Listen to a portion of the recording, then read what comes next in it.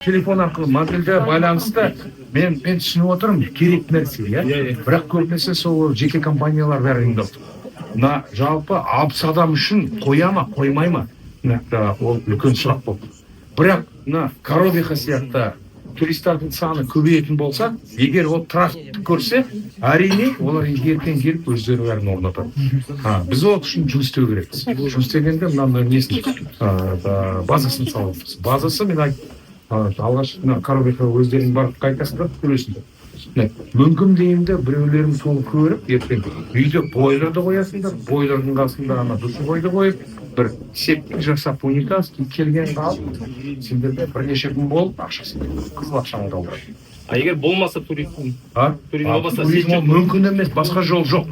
Басқа жол жоқ дейді. Жігіттер, айналайын түсіну керексіңдер, біреу келіп бірдеңені жасайды деп ойламау. Жасайтын болса, бірге жасау керекпіз.